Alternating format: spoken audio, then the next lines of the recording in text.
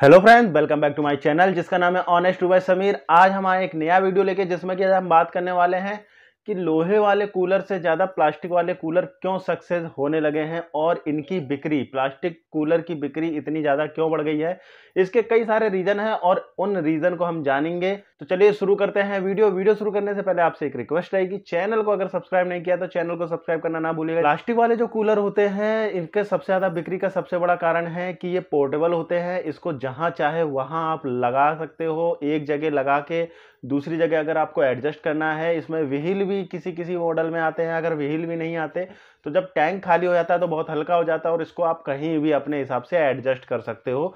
Fully portable होते हैं ये। सेकंड रीजन प्लास्टिक के कूलर में सबसे बड़ा फायदा होता है कि इसकी जो बॉडी होती है वो कभी खराब ही नहीं होती। जी हाँ, अगर आप धूप में नहीं रखे हुए हो इसको तो इसकी बॉडी सालों साल चलती है। ना प्राइमर करना पड़ता है ना ही पेंट करना पड़ता है। तो ये प्लास्टिक की बॉडी जो होती है ना, धूप में खराब होती है, इसके अलावा पानी से कभी खराब नहीं होती, ना ही इसमें जंग लगती है, सिर्फ गंदी होती है। इसको आप हल्का सा पानी से प्रेशर से साफ कर सकते हो। तो दूसरा सबसे बड़ा फायदा यह है कि मेंटेनेंस बच जाता है कस्टमर का, कि मेंटेनेंस उसको 0% रहता है अगर आप प्लास्टिक का कूलर लाते हो। तो सबसे बड़ा फायदा ये रहता है प्लास्टिक के कूलर में। तीसरा फायदा होता है इसको आप घर के अंदर रख सकते हो। जी हाँ, और आप कहीं भी यूज कर सकते हो, क्योंकि लोहे के कूलर, लकड़ी के कूलर घर के अंदर यूज नहीं होते हैं, क्योंकि वो एक साइज में भी बड़े होते हैं और सेकंड चीज उनको घर के अंदर रखोगे तो करंट का खतरा बहुत ज्यादा रहता है। इंडोर यूज कर सकते हो, तो ये भी एक बहुत बड़ा फायदा होता है, जिसके कारण प्लास्टिक कूलर की डिमांड बहुत ज्यादा हो चुकी है आज के टाइम पर। चौथा कारण है इसके ज़्यादा डिमांड होने का, इसमें जो हनीकम पैड होता है उसकी लाइफ भी ज़्यादा होती है। लेकिन इसके कुछ नेगेटिव पॉइंट भी है हनीकम पैड के, वो अभी बताऊंगा मैं आपको। लेकिन फिलहाल तो इसका पॉजिटिव पॉइंट ये है कि इसका हनीकम पैड जो होता है ना, जो इसमें जिसकी लाइफ आप 3 से 4-5 साल आराम से चलता ही चलता है और उसको आपको ऐसा कुछ करने की ज़रूरत नहीं रहती कि उसको बार बार बदलना है। वो 2-3 साल आराम से चलते ही चलते हैं, उसके बाद में आप इसको चेंज कर सकते हैं। तो हनीकम पैड काफ़ी सालों तक चलते हैं, इसकी लाइफ अच्छी होती है, मेंटेनेंस नहीं होता। तो ये भी एक कारण है इसका डिमांड ज़्यादा होने का। पांचवा कारण है कि इसमें लुक इतने आते हैं, मतलब इसमें डिज़ाइन इतने आते हैं कि आप देखोगे कोई भी प्लास्टिक का कूलर तो उसमें आपका दिल बोलेगा कि ये वाला ले लो, ये वाला ले लो, ये वाला ले लो। वहीं अगर आप लोहे के कूलर की बात करें, लकड़ी के कूलर की बात करें, तो उसमें बहुत ज़्यादा डिज़ाइन नहीं होते, 1 2 3 बस, इससे ज़्यादा कोई डिज़ाइन नहीं होता।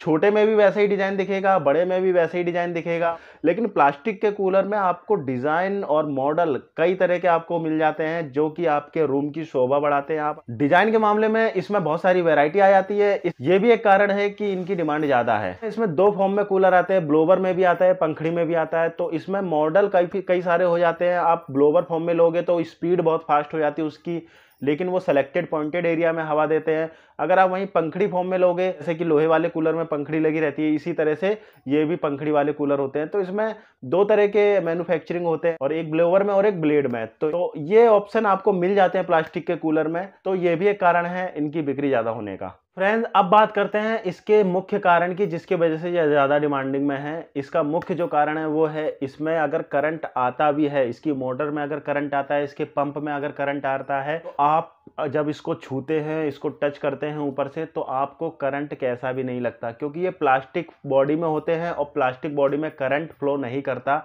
लोहे बॉडी में करता है। तो इसलिए सबसे बड़ा जो प्लस पॉइंट होता है ना, वो ये होता है कि ये आपको झटका नहीं देता। अगर इसके अंदर कोई पार्ट शॉर्ट हुआ भी होगा तो इसमें आपको करंट नहीं लगता। तो सबसे बड़ा प्लस पॉइंट ये रहता है, क्योंकि घर में बच्चे होते हैं, कभी भी इसको टच कर सकते हैं। अब इसके एक नेगेटिव पॉइंट की बात करते हैं, वो भी बहुत जरूरी है आपको जानना। सबसे बड़ा जो नेगेटिव पॉइंट है ना फ्रेंड, वो ये है कि आपको जो हवा ठंडी चाहिए होती है, जैसे कि लोहे वाला जो कूलर है वो आपको बहुत ज्यादा ठंडी हवा देता है, लेकिन ये जो कूलर है आपको उस जैसी ठंडी हवा नहीं दे पाएगा, क्योंकि ये कमरे के अंदर यूज किए जाते हैं। वेंटिलेशन हवा का प्रॉपर तरीके से मिलता नहीं है, जिसमें आपको कूलिंग कम करेंगे, आपके रूम को जो है कूल कम करेंगे हवा के मामले में।